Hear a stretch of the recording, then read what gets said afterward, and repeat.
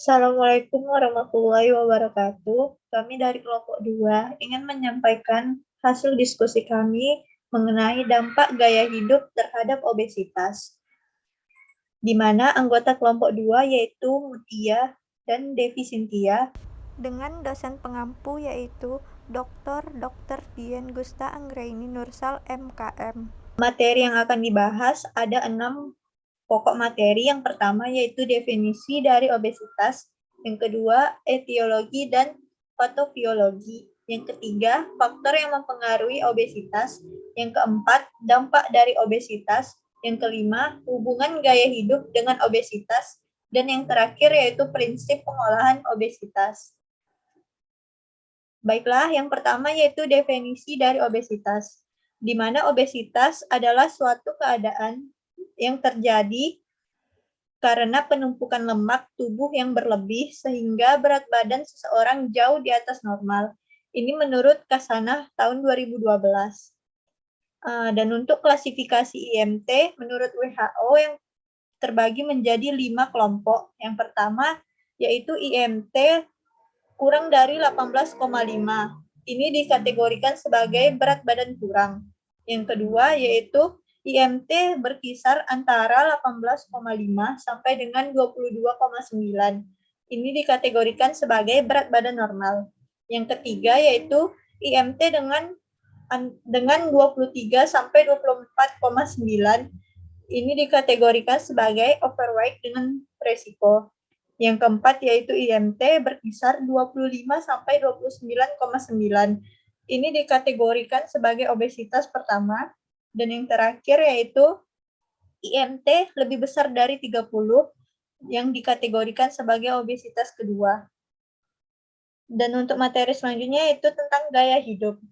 Menurut Kotler, pola hidup seseorang di dunia yang diekspresikan dalam aktivitas, minat, dan opininya secara umum dapat diartikan sebagai suatu gaya hidup yang dikenali dengan bagaimana orang menghabiskan waktunya, atau yang disebut dengan aktivitas. Faktor-faktor yang mempengaruhi gaya hidup seseorang dibagi menjadi 2 faktor. Yang pertama yaitu faktor yang berasal dari dalam diri individu atau internal, antara lain sikap, pengalaman, pengamatan, kepribadian, konsep diri, motif, dan persepsi. Faktor yang kedua yaitu faktor yang berasal dari luar atau eksternal. Faktor ini meliputi antara lain kelompok preferensi, keluarga, dan kelas sosial. Menurut Ramadhani tahun 2011. Materi selanjutnya itu etiologi dan patofiologi, di mana obesitas merupakan suatu kondisi yang dapat disebabkan oleh berbagai faktor, seperti genetik, metabolisme, perilaku, budaya, dan lingkungan. Konsumsi makanan tinggi kalori, pengeluaran energi yang kurang, atau kombinasi dari keduanya dapat menyebabkan keseimbangan energi yang positif, dengan ditandai dengan peningkatan rata-rata berat badan pada populasi serta progresivitas jumlah kasus obesitas pada anak dan remaja. Leptin merupakan hormon yang bekerja dan memberikan umpan balik negatif dalam mengatur keseimbangan energi. Sirkulasi leptin melewati darah dan otak yang berinteraksi dengan reseptor pada neuron sehingga mempengaruhi keseimbangan energi dan memberikan efek untuk mengurangi adiposit dengan mengurangi nafsu makan dan peningkatan termogenesis. Perubahan adiposit pada tubuh dapat menyebabkan perubahan kadar leptin pada sirkulasi sehingga otak akan memberikan respon dengan pengaturan asupan dan pengeluaran energi serta mempertahankan lemak tubuh. Materi selanjutnya itu faktor yang mempengaruhi obesitas, di mana faktor ini terdiri dari beberapa faktor. Yang pertama yaitu genetik. Bila salah satu orang tua tergolong obesitas, maka peluang anak-anaknya menjadi obesitas sebesar 40-50%. Faktor yang kedua yaitu usia. Obesitas dapat terjadi pada semua golongan umur, akan tetapi pada anak biasanya timbul menjelang masa remaja. Yang ketiga yaitu jenis kelamin. Pada wanita, kurangnya aktivitas fisik dapat mempengaruhi kesehatan sehingga dapat mempengaruhi timbulnya obesitas. Yang keempat yaitu faktor lingkungan. Faktor ini meliputi pola makan dan pola aktivitas fisik.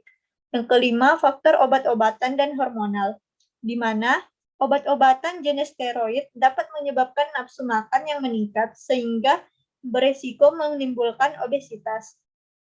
Dan hormon yang berperan dalam kejadian obesitas antara lain adalah hormon leptin, ghrelin, tiroid, insulin, dan estrogen. Dan hormon-hormon ini yang berada di dalam tubuh dapat mempengaruhi obesitas.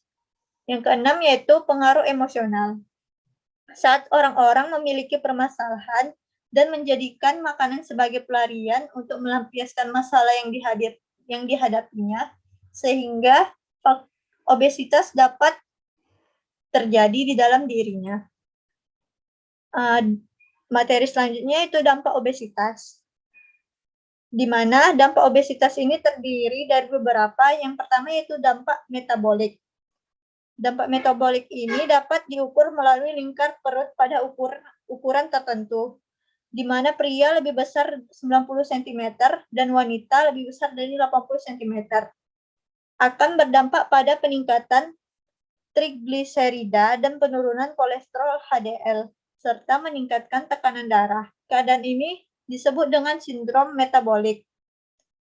Dampak yang lain yaitu dampak penyakit, seperti perburukan asma, osteoartritis lutut dan pinggul, pembentukan batu empedu, sleep apnea atau henti napas saat tidur, serta low back pain atau nyeri pinggang.